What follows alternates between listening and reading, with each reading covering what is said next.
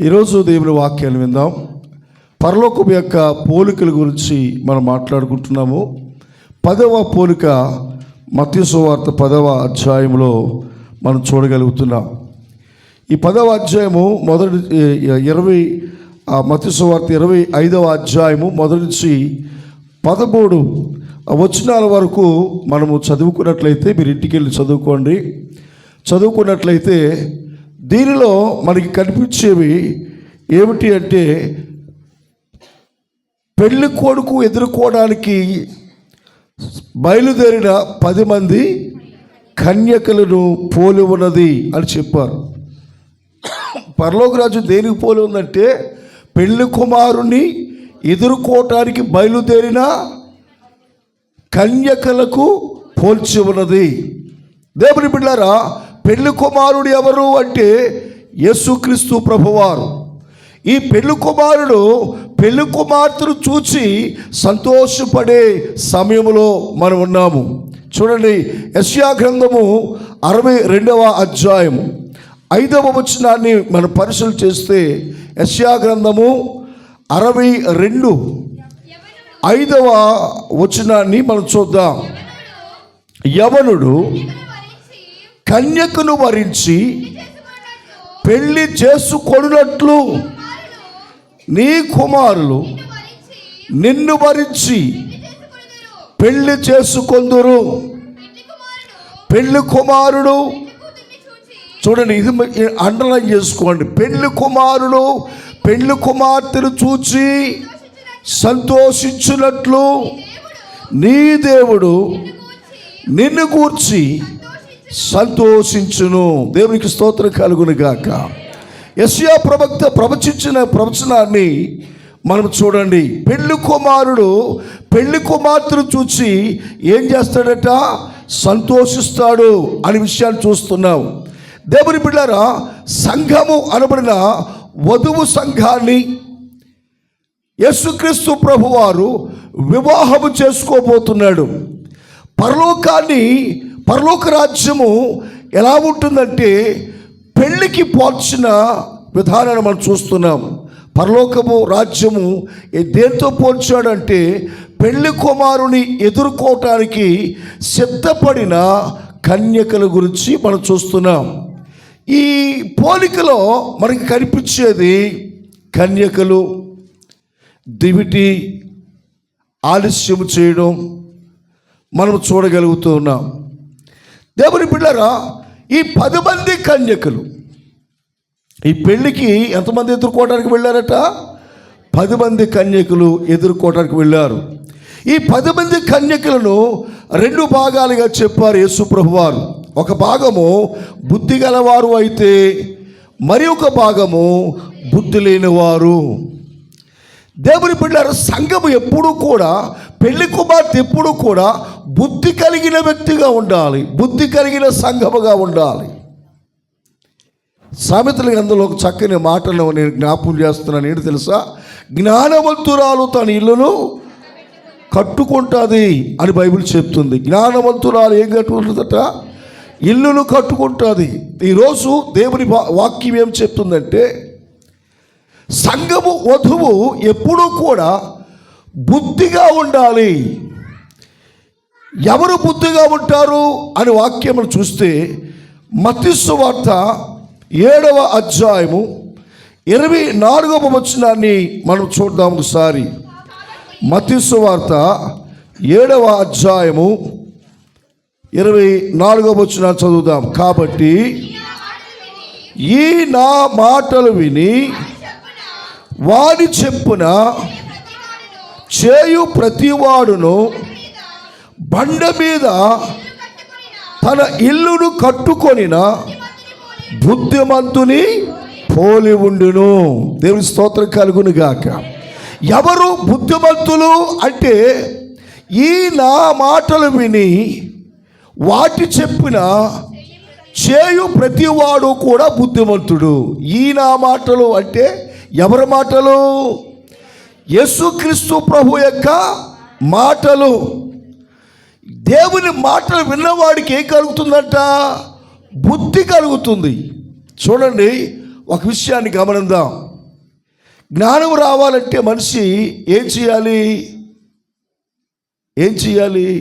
చదువుకోవాలి కదా. చదువుకున్న వాడికి ఏమొస్తుంది? జ్ఞానం వస్తుంది. నా చిన్నప్పుడు ఒక స్లోగన్ రాసేవారు బడిలో, చదువు లేనివాడంట వింత పశువు అట. మీకు జ్ఞాపకం ఉందో లేదో, నేను చెప్పింది కరెక్టేనా? విద్య లేనివాడు రైట్, విద్య లేనివాడు వింత పశువు. పశువుకి మనిషికి తేడా ఉందా? ఏంటి తేడా? మనిషికి పశువుకి తేడా ఏంటి? మనిషికి బుద్ధి ఉంది, పశువుకి బుద్ధి లేదు. చూసారా? కనుక ఈరోజు దేవుని బిడ్డలారా, సంఘము అనే ఈ కన్యకలలో ఎవరు బుద్ధి కలిగిన వారు అంటే, దేవుని వాక్యాన్ని విని వాటి ప్రకారంగా జీవించేవారు బుద్ధిమంతులుగా మార్చబడతారు. దేవునికి స్తోత్రం చెప్తారా? హల్లెలూయా. ఈరోజు సంఘానికి వస్తున్నారు, వాక్యం వింటున్నారు, బైబిల్ చదువుతున్నారు, ప్రతి కూటానికి వస్తున్నారు. కానీ రావడం వల్ల సంతోషమే, కానీ వచ్చిన తర్వాత దాని ప్రతిఫలం లేకపోతే ప్రయోజనం ఏమీ లేదు. ఏమండి, ఒక కుర్రోడు బళ్ళోకి వెళ్తే ప్రయోజనం ఏంటి చెప్పండి? మా మనవరాలు, మా అమ్మాయి గారు అమ్మాయి, ఇప్పుడు కూడా చదవడం రావట్లేదు, లెక్కలు రావట్లేదు. మా చిన్న మనవరాలు లెక్కలు చెప్తుంది, ఆ పిల్లకి చెప్తుంది. మా చిలక, ఆ చిలక అక్కకి చెప్తుంది, ఇలాగ చెయ్యాలి లెక్క అని చెప్తుంది. అంటే మా మనవరాలు ఎద్దులా ఉంది కానీ ఏమి పెరగలేదు, బుర్ర పెరగలేదు. మా చిన్న మనవరాలు పిచ్చుకలా ఉంది కానీ బుర్ర నిండా గుంజే ఎక్కువ దానికి. చూసారా? దేవుని బిడ్డ చాలామంది గుడికి వస్తారు కానీ వాక్యాన్ని వినరు, వాక్యం చదువుతారు కానీ గ్రహించరు. చూడండి, నపుంసకుడు యెరూషలేము ఆరాధనకి వెళ్తున్నాడు కదా. వెళ్తున్నాడా లేదా? మాట్లాడతలేదేంటి? ఏ నపుంసకుడు వెళ్తున్నాడని చెప్పారు. ఏ నపుంసకుడు? అపోస్తలుల కార్యంలో ఒక విషయాన్ని చూడండి ఒకసారి. వెళ్తున్నాడని చెప్పారు కానీ ఏ నపుంసకుడో చెప్పలేకపోతున్నారు కదా. అపోస్తలుల కార్యంలో ఒక నపుంసకుడు ఉన్నాడు. చూడండి, 8వ అధ్యాయము 26 నుంచి మనం మీరు చదవద్దు కానీ నేను టూకిగా చెప్పేస్తున్నాను. ఇతడు యెరూషలేము నుండి గాజాకు పోవు అరణ్య మార్గమున ఫిలిప్పు అనే వ్యక్తి కలుసుకున్నాడు. ఇతడు గాజా నుండి యెరూషలేము వెళ్తున్నాడు. ఇతడు ఎక్కడికి వెళ్తున్నాడు? దేవుని మందిరానికి వెళ్తున్నాడు. రెండవ మంచి కూడా వేడు తెలుసా? వెళ్తున్నాడు, మార్గ మధ్యలో రథం మీద వచ్చేటప్పుడట బైబిల్ కూడా చదువుతున్నాడు. ఇతను గాజాకిని యెరూషలేముకుని ఎంత దూరము? 1000 కిలోమీటర్ల దూరంలో ప్రయాణం చేస్తున్నాడు ప్రతి ఆదివారము. ఇతను హల్లెలూయా. ప్రతి ఆదివారము 1000 కిలోమీటర్ల దూరం వారు ప్రయాణం చేసి వెళ్తున్నాడు. ఈ ప్రయాణములో ఇతడు ఆ రథములో కూర్చుని వాక్యాలు చదువుతున్నాడు. ఏ వాక్యం చదువుతున్నాడు అతను అంటే యెషయా గ్రంథాలు చదువుతున్నాడు. ఏం చదువుతున్నాడండి? యెషయా గ్రంథం చదువుతున్నాడు. ఫిలిప్పు దేవుని ఆత్మచేత ప్రేరేపింపబడి రథం మీద వెళుతున్న ఈ నపుంసకుడి దగ్గరికి వెళ్ళి నపుంసకుడిని అడుగుతున్నాడు, ఏమయ్యా మీరు ఏం చేస్తున్నారు అంటే, నేను వాక్యం చదువుతున్నానయ్యా అన్నాడు. నువ్వు చదివేది నీకు అర్థమవుతుందా అని అడిగాడు. అప్పుడు ఆయన ఏమంటున్నాడు తెలుసా? 31 వచనం చూడండి. అతడు, ఎవడైనను నాకు త్రోవ చూపుకుంటే ఎలాగూ గ్రహింపగలడని చెప్పి. చూసారా? ఎవడైనను ఏం చూపించాలి చెప్పండి? త్రోవ చూపించాలి.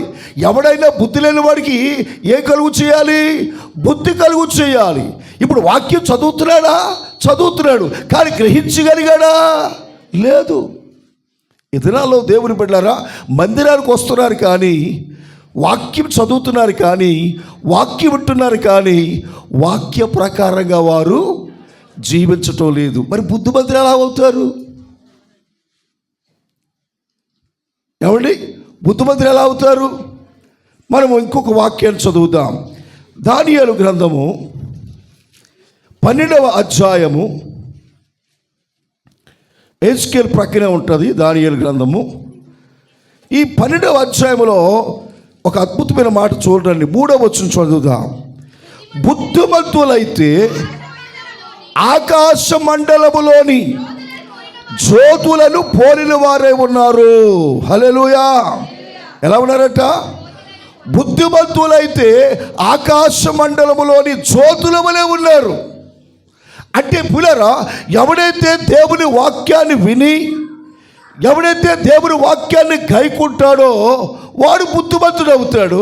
ఎవడైతే బుద్ధిమంతుడు అయ్యాడో వాడు ఎలా ఉంటాడు తెలుసా? ఆకాశ నక్షత్రముల వలె ప్రకాశిస్తూ ఉంటాడు. దేవుని స్తోత్రం చెప్పండి. హల్లెలూయా. ఈ రాత్రి దేవుని వాక్యం వింటున్న నీవు నేను కూడా వాక్యాన్ని విని వెళ్ళిపోవడమే కాదు, కానీ వాక్యము ద్వారా మనకేమి రావాలి? బుద్ధి రావాలి. చెప్పండి, ఏమి రావాలి? బుద్ధి రావాలి. ఇంకా కొంత లోతుకి వెళ్ళడానికి టైం కాదు కాబట్టి నేను టూకీగా చెప్తున్నాను. పిల్లలు, ఈ 10 మంది కూడా బయలుదేరారు. ఎక్కడికి? పెళ్లి కుమారుడు ఎదుర్కోవటానికి ఒక స్థలములో వారు ఎదుర్కోవటానికి సిద్ధంగా ఉన్నారు.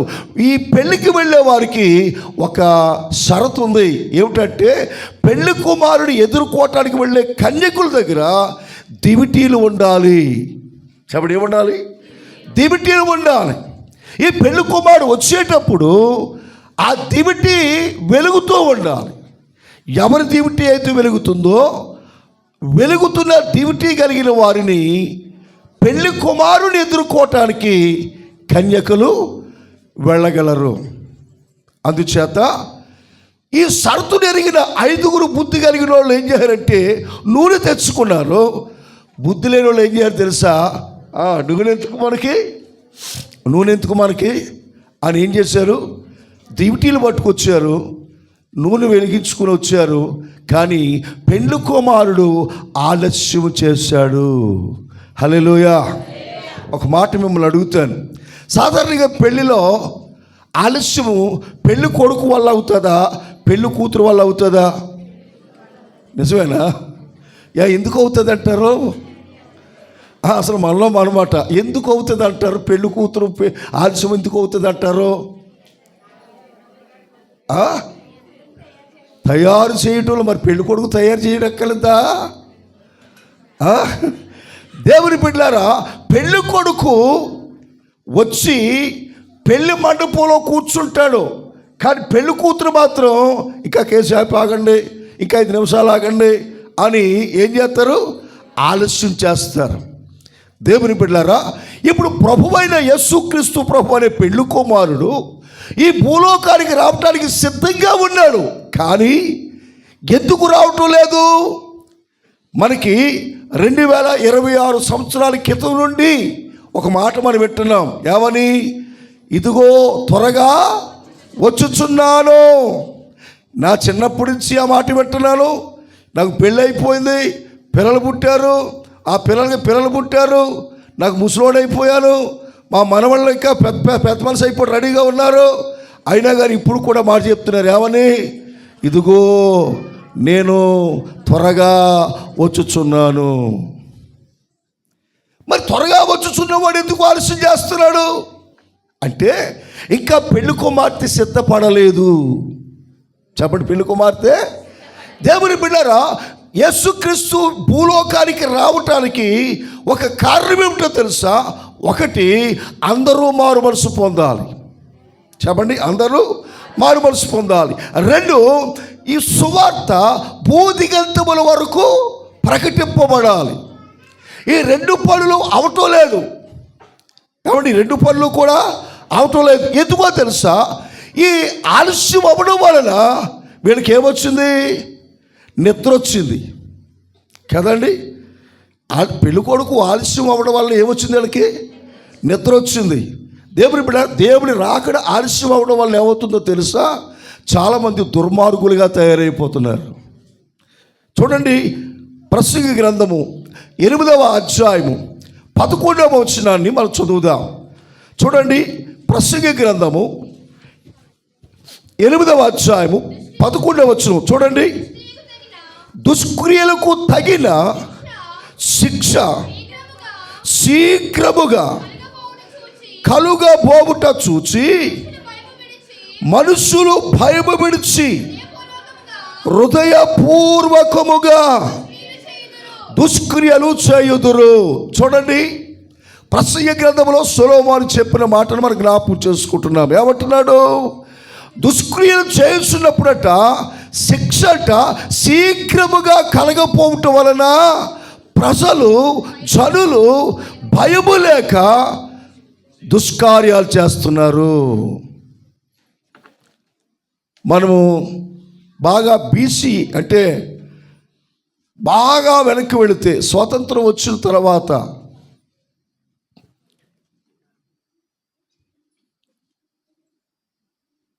శిక్షలు చాలా కఠినంగా ఉండేవి. ఎవడన్నా ఎక్కువ దొంగతనం చేశాడు అనుకోండి, వాళ్ళు కళ్ళని తీసేసేవారు, కాళ్ళని నరికేసేవారు. ఎవడన్నా బలాత్కారం చేశాడు అనుకోండి, ఆ వ్యక్తిని ఉరి తీసేసేవారు. అందుకని పూర్వకాలంలో ఎక్కువ కేసులు ఉండేవి కాదు. దొంగతనం చేయడానికి భయపడేవారు, తప్పుడు పనులు చేయడానికి భయపడేవారు. ఇప్పుడు ఏమొచ్చింది? శిక్షలు తగ్గాయి, నేరాలు పెరిగిపోయాయి కదా. శిక్షలు తగ్గాయి. ఎవడు దొంగోళ్ళు ఇప్పుడు దొంగతనం పెరిగాయా తగ్గాయా? మానభంగాలు పెరిగాయా తగ్గాయా? అంటే ప్రభుత్వము ప్రజలు చదువుకున్నారు కదా, వీళ్ళకి కొంచెం జ్ఞానం వస్తుంది కదా, వీళ్ళు తప్పులు చేయరు కదా అని ఏం చేయాలంటే శిక్షలు తగ్గించారు. కనుకనే శిక్షలు తగ్గించడం వలన నేరాలు ఎక్కువగా చేయడం ప్రారంభించారు జనాలు. అలాగే దేవుడు కూడా ప్రతివారు కూడా మారు మనసు పొందుతారని దేవుడు ఆలస్యం చేస్తుంటే మానవుడు ఇంకా దుర్మార్గ పనులు చేస్తున్నాడు. అందుకని బైబిల్ చెప్తుంది, అందరూ అంతటను మారు మనసు పొందాలని ఆయన ఇష్టపడుతున్నాడు. అందుకనే ఆయన ఆలస్యంగా వస్తున్నాడు. హెబ్రీయులకు రాసిన పత్రిక 10వ అధ్యాయము 37వ వచనం చదువుదాం. హెబ్రీయులకు రాసిన పత్రిక 10వ అధ్యాయము 37వ వచనం. ఇక కాలము కొంచెమే ఉన్నది, వచ్చుచున్నవాడు ఆలస్యము చేయకవచ్చును. హల్లెలూయా.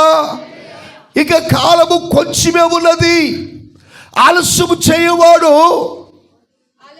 ఆలస్యము చేయక వస్తూ ఉన్నాడు. హల్లెలూయా, హల్లెలూయా, హల్లెలూయా. ఇది రక్షణ కాలము, ఇది కృపా కాలము. ఈ కృపాకాలములో ఆయన రావటానికి సిద్ధంగా ఉన్నాడు, కానీ ప్రజలు మాత్రము సిద్ధంగా లేరు. ఎందుకు సిద్ధంగా లేరు? ఎందుకు సిద్ధంగా లేరు? దుష్క్రియలు చేసేవాళ్ళు ఎక్కువైపోయారు, దుర్మార్గం చేసేవాళ్ళు ఎక్కువైపోయారు, దౌర్జన్యం చేసేవాళ్ళు ఎక్కువైపోయారు. దేవుని బిడ్డలారా, న్యాయం అనేది లేకుండా పోయింది. అన్యాయమే ఎక్కువ తాండవిస్తుంది. నువ్వు మంచోడు రా తిట్టినా కానీ కోపం వచ్చేస్తుంది చాలామందికి. ఏమంటే పొగిడినా కానీ కోపం వచ్చేస్తుంది. ఇంతకుముందు తిడితే కోపం వచ్చేది, ఇప్పుడు పొగిడితే కోపం వచ్చేస్తుందంటే కాలం కలికాలం అయిపోయింది. కనుక దేవుని బిడ్డలారా, ఈ 10 మంది కన్యకులు మైదానంలో కూర్చొని ఏం చేస్తున్నారట? నిద్రపోతున్నారట. ఈ లోపల ఏమొచ్చింది? ఏమండి? పెళ్లి కుమారుడు వస్తున్నాడు హో అని శబ్దం వినబడింది. శబ్దం వినపడగానే 10 మంది కూడా ఉలుక్కుపడి లేచారు. ఈ 10 మంది కూడా ఏం చేశారు? దివిటీలు సిద్ధం చేసుకోవడం మొదలుపెట్టారు. ఈరోజు దేవుని బిడ్డలారా, నీ దివిటి వెలుగుతూ ఉన్నప్పుడే నువ్వు పరలోకానికి వెళ్తావు. దివిటి అనగా నీ ఆత్మ జీవితము. హల్లెలూయా. నీ ఆత్మీయ జీవితము. మా నాన్నగారు ఒక పాట పాడేవాడు, ఆత్మాదీపమును ఆత్మాదీపమును వెలిగించు యేసు ప్రభు, వెలిగించు యేసు ప్రభు ఆత్మ దీపమును, ఆత్మ దీపమును.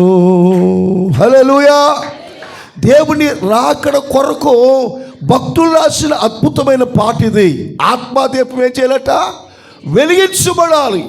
కానీ పిల్లరా, ఈ దీపము ప్రభు వచ్చే రాకడకు వెలిగింపబడకుండా ఆరిపోయినట్లయితే మనము విడవబడే పరిస్థితి ఉంది.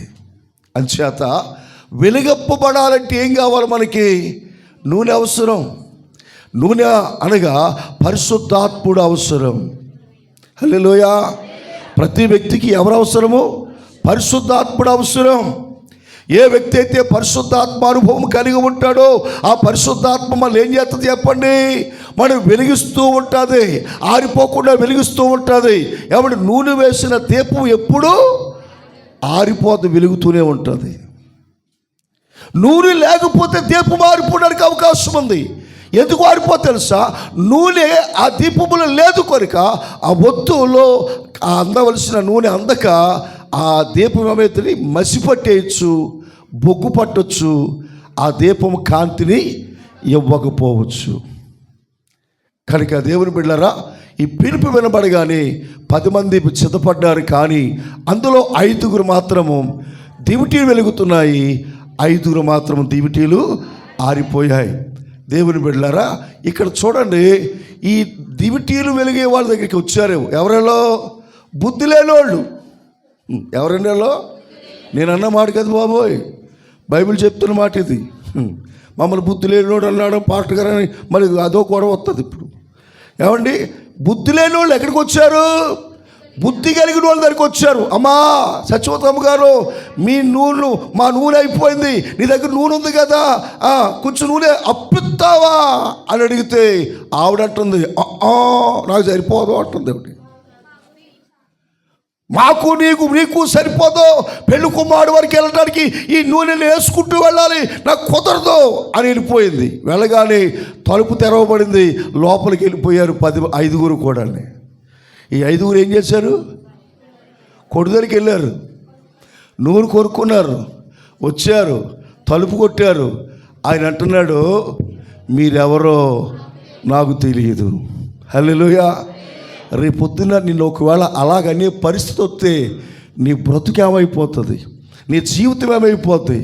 దేవుని బిడ్డలారా, దేవుని చేత బడా నమ్మకమైన బిడ్డలారా రండి, నా తండ్రి చేత ఆశీర్వదింపబడిన వారులారా రండి, మీ కొరకు సిద్ధపరిచిన పరలోకాన్ని మీరు స్వతంత్రించుకోండి అన్నారనుకోండి, దానికి మించిన సంతోషము లేదు. అయ్యా పుట్టినప్పుడు కాల్చి గుళ్ళలో ఉన్నామండి, పుట్టినప్పుడు కాల్చి దేవుని సేవ చేస్తున్నామండి, పుట్టినప్పుడు కాల్చి బైబిల్ చదివామండి, ప్రార్థన చేస్తున్నామండి, అయ్యా మేము ఇందుకు లోపల రావడానికి అవకాశం లేదండి అంటే ఆయన అంటాడు, మీ దీపాలు ఆరిపోయాయి.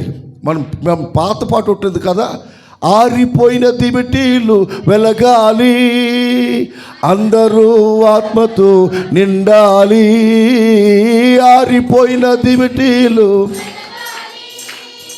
అందరూ ఆత్మతో నిండాలి. ఈ జామో ఈ గడియో రారాజు రానుండి, ఈ జామో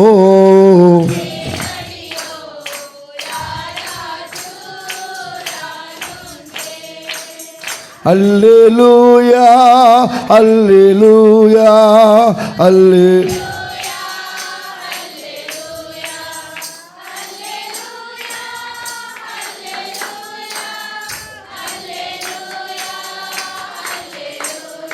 ప్రభు యేసుని పూజింతును